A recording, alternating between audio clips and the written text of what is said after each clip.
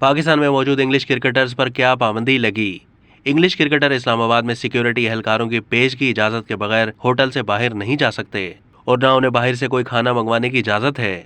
Marrakesh के English chef मकामी chef के साथ मिलकर मेहमान टीम के लिए खाने तैयार कर रहे हैं।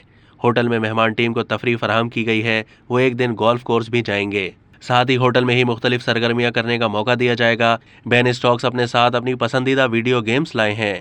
मुतअद्दिद खिलाड़ियों को वीडियो गेम्स का शौक है। जैक क्रॉली अपने साथ पसंदीदा कार्ड्स के गेम लाए हैं। कीटन जेनिक्स कॉफी के शौकीन हैं और वो कॉफी मशीन अपने साथ लेकर आए हैं। मेहमान खिलाड़ियों को सिक्योरिटी के बगैर बाहर जाने की इजाजत नहीं है। टीम फ्लोर पर कमांडोज तैनात हैं। टीम बस में भी कमांडोज हिफाजत की जिम्मेदारी निभा रहे हैं। इंग्लिश क्रिकेटर्स इस्लामाबाद में खुश हैं और इंतजामात पर इत्मीनान का इजहार कर रहे हैं। अब तक के लिए इतना ही। मजीद मालूमात के लिए डेली जंग के यूट्यूब चैनल को सब्सक्राइब कीजिए।